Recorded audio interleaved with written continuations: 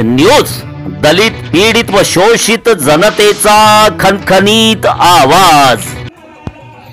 NCP Ajit Pawar party के नागपुर शहर अध्यक्ष प्रशांत पवार के नेतृत्व में अजीत पवार के 6वीं बार उप मुख्यमंत्री बनने पर राष्ट्रवादी कांग्रेस के कार्यकर्ता खुशी से झूम उठे।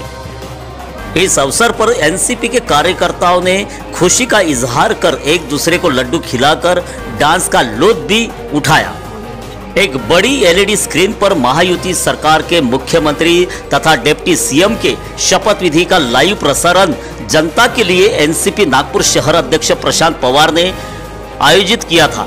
इस अवसर पर राष्ट्रवादी कांग्रेस अजीत दादा पवार पार्टी के नागपुर शहर अध्यक्ष प्रशांत पवार ने बताया कि अजीत दादा पवार एकमात्र ऐसे राजनेता है जिन्होंने 6वीं बार उप मुख्यमंत्री पद की शपथ ली है। इस अवसर पर एनसीपी नागपुर शहर अध्यक्ष प्रशांत पवार ने बताया कि अजीत दादा पवार ही एनसीपी राष्ट्रवादी कांग्रेस के असली वारसदार है। अजीत दादा के नेतृत्व में महाराष्ट्र का भला होगा, ऐसा प्रशांत पवार ने मीडिया से संबोधित करते वक्त व्यक्त किया।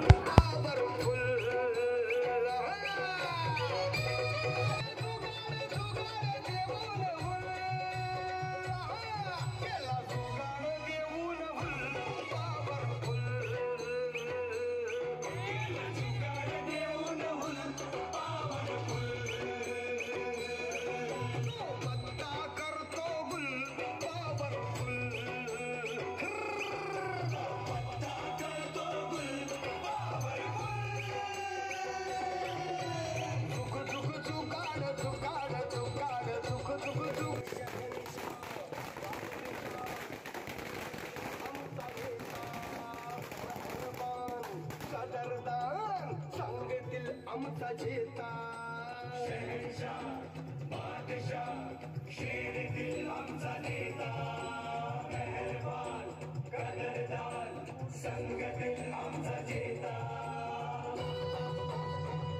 निवडून आले, आता उपमुख्यमंत्री पदाची 6व्यांदा शपथ घेत आहेत। जे आजपर्यंत या देशामध्ये उपमुख्यमंत्री पदाची शपथ घेणारे एकमेव जर कोणी व्यक्ती असतील तर ते माननीय अजितदादा पवार आहेत आणि जनतेने त्यांना भरभरून यश दिलेलं आहे। आणि खरा वारसदार कोण राष्ट्रवादीचा तर माननीय अजितदादा पवार हे त्यांनी सिद्ध करून दाखवलेलं आहे। म्हणून आज राष्ट्रवादी काँग्रेस पक्षाच्या कार्यालयात नागपूर शहरात आज हे स्क्रीन लावून पूर्ण या नागपूर शहराच्या येणाऱ्या जाणाऱ्या जनतेला हे आम्ही दर्शवून राहिलो की अजितदादा 6व्यांदा शपथ घेऊन या महाराष्ट्राच्या जनतेचं भलं करणार आहे। लाडक्या बहिणींची लाडके भाऊची सेवा, ती ज्या प्रकारे जनतेची सेवा करणार आहे त्यांच्यासारखी सेवा करणारा तर नेताच नाही आहे इथं। आणि माननीय मुख्यमंत्री देवेंद्रजी फडणवीस, माननीय उपमुख्यमंत्री शिंदे साहेब, एकनाथजी शिंदे साहेब आणि दादा हे तिघं मिळून या महाराष्ट्राच्या जनतेची सेवा करतील, महाराष्ट्राला नंबर 1 बनवतील, याच्यात काही वादच नाही। असं काही नाही। अजितदादांनी सगळ्यात पहिलेच क्लिअर केलं होतं की माझा भारतीय जनता पक्षाला 133 आमदार त्यांचे आहेत, म्हणून हा माझा पाठिंबा पहिलेच जाहीर केलेला होता। शिंदे साहेबांची नाराजी दूर झाली आहे का? त्यांची नाराजी दूर झाली इथूनच आम्हाला कळलं। काय ते परत उपमुख्यमंत्री पदाची शपथ घेतील असं तुम्हाला वाटते? हो, घेणार आहेत ना उपमुख्यमंत्री पदाची शपथ। नाही, नुसतं त्यांना म्हणजे गृहमंत्री पद न दिल्यामुळे त्यांची नाराजगी होती आणि ते आपल्या गावाला परत गेले, पण त्याच्या मागचा हेतू काय होता, या मागचं त्यांचं गूढ काय होतं राजकारणाचं, आता ते सांगू शकतील, मी तर काहीच सांगू नाही शकत। आमचा व्हिडिओ जास्तीत जास्त लाईक करा, शेअर करा आणि आमचं YouTube चॅनल सबस्क्राईब करा। धन्यवाद।